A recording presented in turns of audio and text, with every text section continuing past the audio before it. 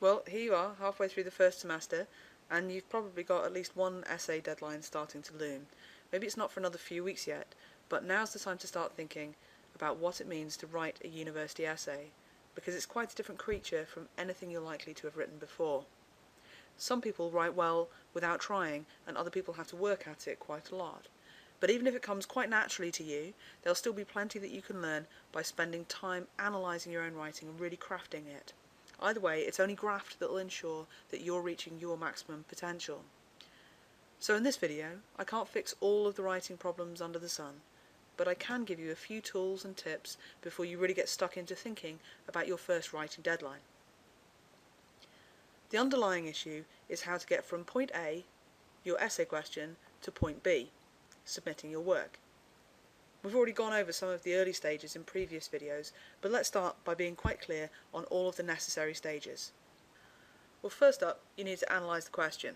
Once you've got your essay question, you need to spend a little time thinking about what it's asking and about the implications of the question. Think about those words that are telling you what the question is looking for. So, for instance, analyse is not the same as describe, or to what extent is asking you to make quite a clear statement about something, and so on. And make sure that you get all of the details right.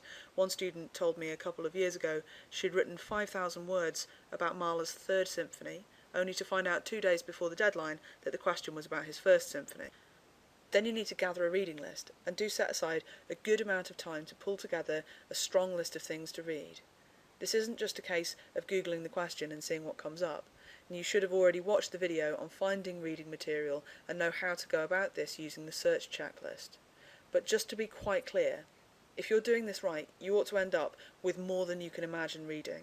Not just a couple of books with something like the answer, but a big pile of stuff. Reading is where the real graft starts, and it's where it gets complicated. Do you have to read everything that you found? Maybe not. Will everything you found first time be everything you need? Almost certainly not. As you read, you should be formulating your response to the question, and your ideas might well take you off in a different direction as you go on. So give yourself a good couple of weeks to get through this stage, and as you're reading, you might like to keep the reading sheets like you've been doing in this module. But however you make notes, do make sure that you're keeping really clear tabs on the source details. There's nothing worse than having to trawl back through all of your notes to find out where that quote came from right at the last minute. At some point you need to start organising your thoughts, and people have really different ways of doing this, but you could try mind mapping as a way of gathering together all of the disparate ideas into coherent themes. There's a load of mind mapping software available online, and one excellent free piece of software is called FreeMind. You can have loads of branches with subpoints, and you can hide different bits to keep the space clear as you go. If you'd rather do it by hand, I can recommend using the trusty old post-it note. If you write ideas and keywords as summaries on the notes, stick them on a wall, then you can rearrange them into groups, so you're using the space of the wall to help you organise as you need to. From here, at some point, you'll be able to find an argument.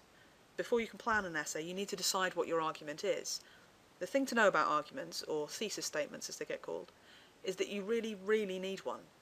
People often get quite nervous about what it means to make an argument, but do try not to overthink it. Just think of it like the main point that you're making, a kind of summary of your stance in relation to the question. The essay question, even if it's not phrased like a question, is, in the end, asking for your opinion. That might be different from a lot of writing you've done before, where you're expected to give an answer that the person marking it has already got written on a piece of paper somewhere. But from here on in, you need to have something that you want to say about a topic. You need to get in touch with your ideas, your interpretation, your opinions.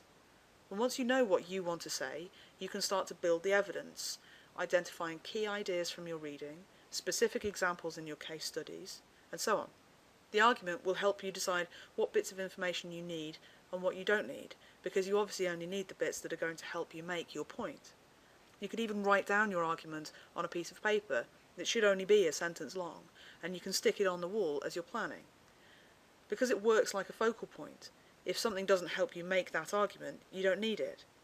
It's a bit like having a magnetic surface and testing your notes as wood or metal. However you've managed to organise your thoughts, and however knotty the ideas might be, at some point you have to turn it into the linear form of an essay, and at this stage you need to produce an outline. This is basically just a bullet-pointed plan, but it's quite clear in its structure and it can allow you to go into real depth before you start writing. There are lots of resources online about constructing outlines, and I've put a few links up on Vital for you to explore in your own time. But let's just take a quick look at the principles.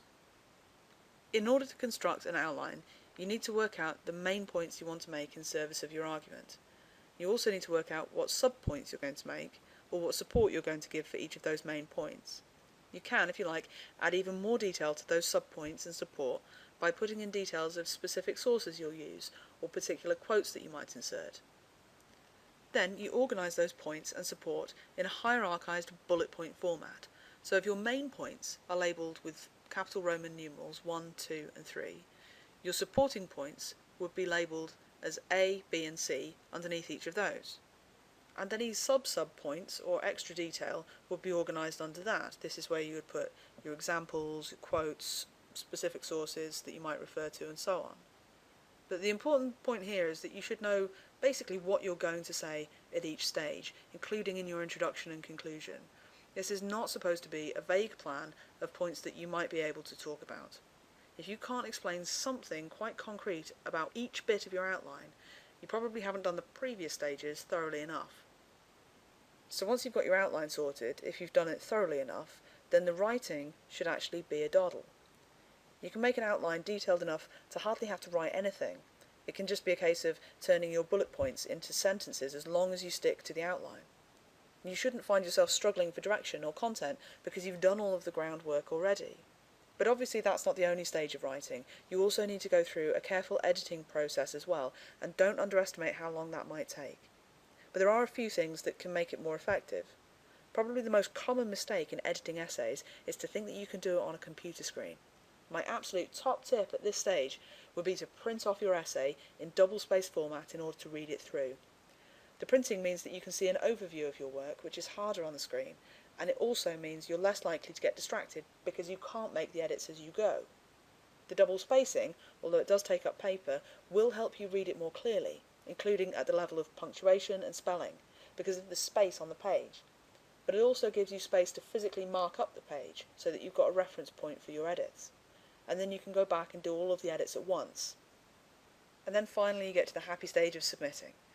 I've uploaded a checklist for you on Vital for all the things that you'll need to remember about submission format, but I'll just go through them here so that you're keeping an eye on them as you write. You should format your work in 12-point font, and it should be double-spaced so that your tutors have got space to give you feedback on the script itself. You should have your student number quite clearly on the script, but not your name. Work needs to be marked anonymously unless the module specifications say something different, so you need to keep your name off the script. And it might seem obvious, but a lot of people forget, make sure that you put the essay question clearly at the top of the first page. It's pretty tricky to mark an essay if you don't know what question somebody says they're answering. So that's the process of writing, but what about a few things that will help you write well? What's the secret of success? Well, it's success. Simplicity, unexpectedness, concreteness, credibility, emotions, and stories. I've borrowed this from a book called How to Get a First by a chap called Michael Tefula, who in turn borrowed it from a book about ideas called Make It Stick. I can't guarantee that you'll get a first in your essays just because you watched this video, of course, but I would certainly recommend paying some attention to the principles because I can promise you they will help. First, simplicity. This isn't the same as writing in the style of a learning to read book. That would make for a dull read, to be sure. Rather, it's all about meaning to communicate your ideas, however complex they might be, as clearly as you can, and with the elegance that can come from not overcomplicating something. You can do this in a couple of ways. First, by making sure you're clear in your own writing. It's especially tempting to try for an academic style by using long words and wordy sentences. But that's more likely to obscure your meaning than to help it. You can also do it by having a kind of hook, a conceptual riff, if you like. That means your argument is a kind of nugget. It might be an anecdote, a proverb, an analogy that makes your point relate to something that's already known. Don't just throw anecdotes and proverbs in without logic, but do use simple and focused tools to communicate your point. Then, unexpectedness. There's a great scene in the film The History Boys, and I've put it up on Vital if you want to see it. There are a couple of them actually. But in this one, the teacher returns a pile of essays to the students, complaining that they're dull. One student complains that he made all the right points, but the teacher replies, "I didn't say it was wrong, I said it was dull." I could also point you to the motto of my own alma mater, the University of East Anglia, which is kind of grammatically perturbing but conceptually brilliant. It's do different. Which one helps you remember the point doesn't really matter. What does matter is that going at a question from a slightly different angle, using unexpected examples or proposing an unusual argument is a typical feature of some of the best work that your lecturers will see.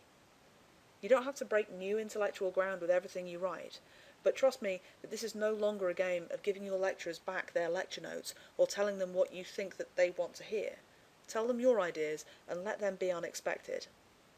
Concreteness is all about making your ideas tangible, relatable to, putting them clearly and making obvious the implications of your argument. On a really simple level, it might be about putting a fact or figure into terms that make it make sense. It's a grim one, I admit, but saying that the death toll of World War II was somewhere between 50 and 80 million people is quite hard to comprehend, until you say that the midway point of 65 million is about the same as the current population of the UK. You can use a similar principle by pointing out the implications of your response. Do your ideas have any real-world implications, for instance? Are there practical ramifications? Are there other questions that need to be answered because of your idea? Where does this idea go? And you can also be concrete by being absolutely clear as to what your position is in relation to the question. State your argument unambiguously and you'll be off to a good, concrete start. Credibility is all about engaging with the existing scholarship on the subject and using it to make your argument more convincing. Conveniently enough, Michael Tefula compares academic writing to music, saying that Usher wouldn't be Usher without Michael Jackson. Equally, he goes on, Michael Jackson wouldn't be Michael Jackson without James Brown. And then, in turn, James Brown wouldn't be the same without Ray Charles. So each artist uses previous artists to shape their music and to help their musical product make sense. It's a mark of a certain kind of authenticity to work in a musical tradition, with clear relationships to previous artists. But also, all of those artists work because they're not 100% the same as the previous ones. If any one of them were exactly the same as the previous one, we wouldn't be interested anymore. It's been done. It's the same with writing. Use previous thinkers to build your credibility, but don't try and replicate them, or you'll be the writing equivalent of a Michael Jackson tribute act, and no one wants that. A lot of the time, emotion and stories won't come into your work much, and you can do excellent work without them. Indeed, you can write very poor work by focusing too heavily on them. But if you use them well, they can add a really engaging and human touch. It ties in with a lot of the other principles. They can make your argument more concrete. They can help simplify things. They can offer something unexpected. A well-chosen anecdote can bring your point to life. Don't throw it in just because, but you certainly might consider using something at the start of your essay to draw in your reader's attention, something more lively than, "In this essay I will," or "Mozart was born in 1756. So there's loads there, lots of ideas to think about. What I want you to do for your learning journals this week is actually read an old student essay. You'll find it under Skills video materials on Vital. Have a think about all of the issues that I've raised in this video and comment on the essay's strengths and weaknesses. So regarding the process of writing, where do you think the author did well or went wrong? Did they analyse the question carefully? Does it look like they had a good reading list? Are their thoughts organised clearly, and does the essay have a good structure? Is the argument clear? Is it well written? Don't worry about the formatting too much. I've edited the essay to make it anonymous, but do think carefully about the content. And in relation to the success tips, how did they do? Are there examples of a useful kind of simplicity? Does it explain ideas well? Are there unexpected elements? Is it credible? Is it concrete? Write all your thoughts about the essay in your journal, as well as what you would advise the student to do better with their next essay. Well, that's it from me. I'll see you next time.